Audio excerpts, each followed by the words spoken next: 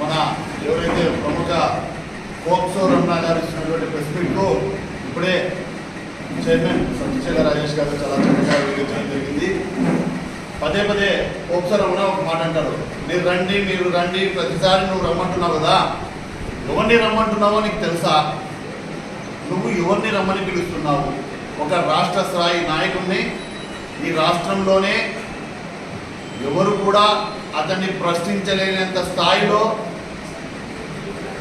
సంక్షేమాలకు జగనన్నకు తోడుగా పథకాలను అందించే వాటిలో అయితేనేమి, ఆర్థిక వనరులను కల్పించే దాంట్లో అయితేనేమి, కేంద్రం నుంచి జరిగే ప్రయోజనాలు రాష్ట్రానికి వచ్చే వాటిలో అయితేనేమి, నియోజకవర్గంలో అయితేనేమి, జిల్లాకు సంబంధించి అయితేనేమి, రాయలసీమ ప్రాంతానికి అయితేనేమి అత్యంత ప్రాధాన్యత కలిగిన వ్యక్తి ఈరోజు మా రాజారెడ్డి అన్న. ఆయన నువ్వు రమ్మని పిలుస్తున్నావు, నీ స్థాయి కాదది. నీకు నిజంగా నీకు సమాధానం చెప్పించాలి, నీకు నిజంగా ధైర్యం ఉంటే, నీకు నమ్మకం ఉంటే, నువ్వు ఒప్పించగలిగితే ఈ నియోజకవర్గ అభ్యర్థి అయినట సూర్యప్రకాష్ రెడ్డిని పిలుచుకురా.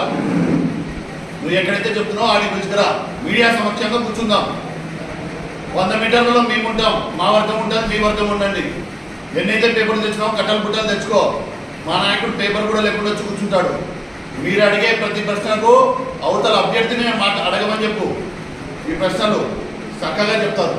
అదేవిధంగా మా రాజారెడ్డి అన్న చాలాసార్లు చెప్పడం జరిగింది సముఖంగా, వీళ్ళు ఎప్పుడైతే ఇక్కడ అభ్యర్థులుగా ప్రకటించుకొని ఇక్కడ తిరుగుతున్నారో అప్పుడే చెప్పడం జరిగింది, ఎవరైతే రండి నా కారులో నేనే డ్రైవింగ్ చేసుకుంటూ తీసుకుపోతా అని చెప్పినాడు. తీసుకుపోయి మీకు వివరిస్తాను, మీకు ఆరోపణలున్నా అభ్యంతరాలున్నా అభివృద్ధి తెలియకపోయినా అన్ని చూపించి మాట్లాడడానికి మా నాయకుడు రాజారెడ్డి అన్న రెడీగా ఉన్నాడు. అది మీకు చెప్పిన మా సవాల్ ఎప్పుడు విసిరినాం, దానికి మీరు ఎప్పుడు స్వీకరించలేదు, రాలేదు. పైకి పోగా ఇప్పుడు ప్రజలను పక్కదారి పట్టించక ఎలక్షన్లు దగ్గరికి రాబోతున్న టైంలో బురద జల్లడానికి ఒకరి తర్వాత ఎంచుకొని మీరు ప్రజలను పక్కదో పట్టించడానికి సెల్ఫ్ గోల్ చేసుకుంటున్నారు. మీరు దానికి కూడా మేము సరే ఈ సమాజంలో ఎవరు మాట్లాడినా సమాధానం ఎలాగంటే ఇస్తున్నాము. నువ్వు గురువారం 10 గంటలకు రా అన్నావు కదా, కరెక్ట్ గురువారం బాగా ఎంచుకున్నావు. గురువారం గేట్ల దగ్గర ఉన్నట్లు ఆ బ్యాచ్తోనే నీకు సమాధానం చెప్పించేది తప్ప మేము కాదని మీకు తెలియజేస్తున్నాం. అయినప్పటికీ నీకు చెప్తూ నీపై ఉన్న ఆరోపణలు, నీతో అనవసరమైన వాదనలు ఎందుకనే కొన్ని మేము ఆపుకొని ఉన్నాం. అసత్య ఆరోపణలు అదేవిధంగా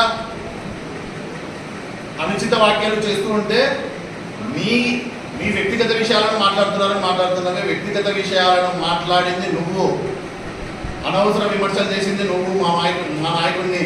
కాబట్టి మేము చేస్తూ నీపై చేసే వ్యాఖ్యలకు కొంతమంది మహిళలకి మరకలు అంటుతాయని కప్పిపెట్టి ఉన్నాం. ఆగాల్సిన పరిస్థితి ఉంది. మా పార్టీ సిద్ధాంతాలు కానీ మా నాయకుడి విధానాలలో కానీ మేము ప్రజల్లో ఉన్నటువంటి మా యొక్క మంచితనాన్ని కానీ ఇంకొకరికి ఇబ్బంది కలగకూడదు, సమాజానికి పక్కదోవ పడకూడదు. లాస్ట్కి చివరికి మీ విద్యా సంస్థల్లో చదివే ఆడపిల్లలు కూడా సిగ్గుపడతారనే ఒక భావనతో అన్ని కప్పిపుచ్చున్నాం. అయినా చెప్తున్నాం.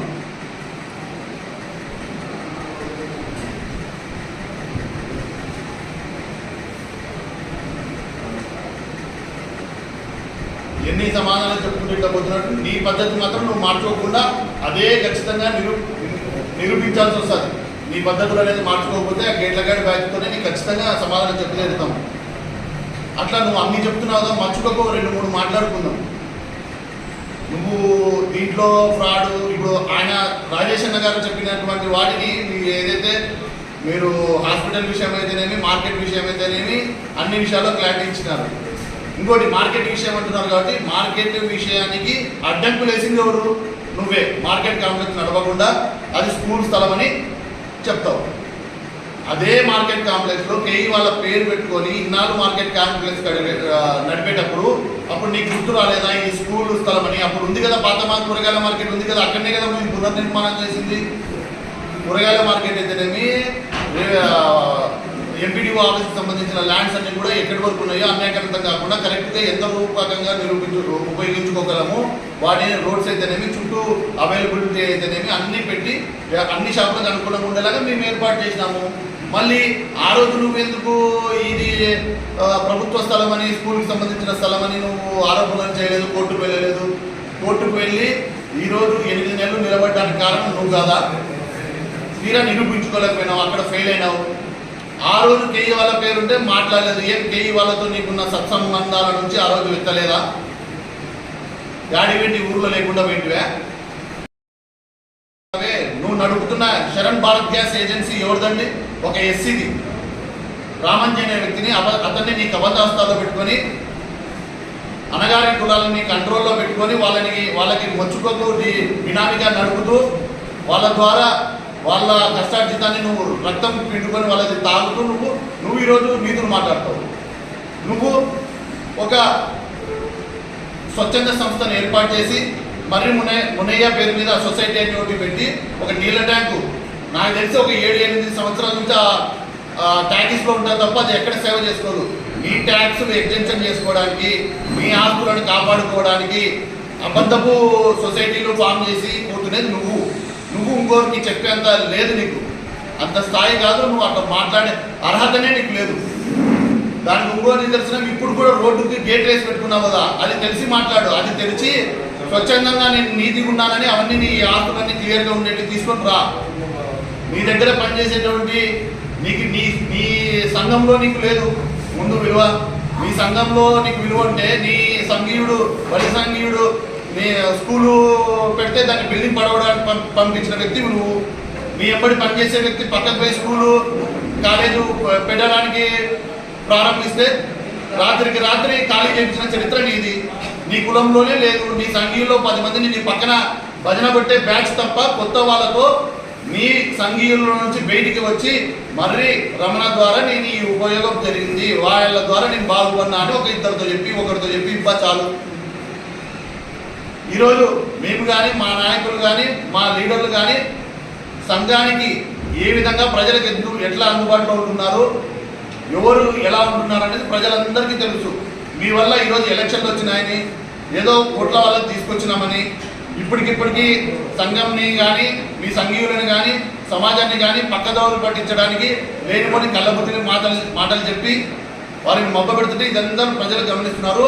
మేము 13వ తారీఖున ప్రజలు ఓటుతో బుద్ధి చెప్పడానికి సిద్ధంగా.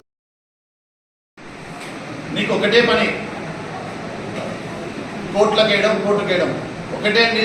మా ఏరియాలో నేను పుట్టి పెరిగిన ఏరియాలోనే ఫ్లైఓవర్ డెడ్ ఎండ్లో రోడ్డు వైండింగ్లో నీ 2 షాపులు ఉన్నాయి. రోడ్డు వైడింగ్లో ఏదైతే రిజిస్టర్డ్ ల్యాండ్స్ కూడా రిజిస్టర్డ్ వాళ్ళే స్వచ్ఛందంగా ఏదైతే గవర్నమెంట్ ఇచ్చేటువంటి రెమ్యునేషన్ తీసుకొని ఇచ్చేస్తున్నారు. మీ పొరంబొక్కు స్థలంలో ఉన్నటువంటి 2 రూమ్లనే తీయకుండా నువ్వు అభివృద్ధికి అడ్డుకున్న వ్యక్తివి నువ్వు. ఇక్కడే నీచ సంస్కృతి, నీ నీచ బుద్ధి, సమాజానికి సేవ చేయలేని బుద్ధి బయటపడిపోతుంది. నువ్వు సమాజం గురించి చెప్తావా? ఇది ఎంతవరకు సబబు? మళ్ళీ ఇంకొక వ్యక్తి గుమ్మకొండ వాస్తవ్యులు గుమ్మకొండ 420 మాట్లాడుతున్నాడు. ఆయన అంటాడు నియోజకవర్గంలో మైనింగ్ సమస్యలు ఉన్నాయంటున్నాడు. అదే దొంగ మైనింగ్ కోసం ఒక వ్యక్తిని చనుగొండ కొండలో చంపేస్తాడు. అతను మైనింగ్లో సమస్యలు ఉన్నాయని మాట్లాడతాడు. దొంగ మైనింగ్ సృష్టికర్త ఎవరంటే నువ్వే. నిశ్శబ్ద యుద్ధం అంటాడు. ఏది నిశ్శబ్ద యుద్ధమో నాకు అర్థం కదా. నీ ఎంత ప్రాబ్లం ఉంది అంటాడు మా నాయకుడి నుంచి, మా రాజేంద్ర నుంచి.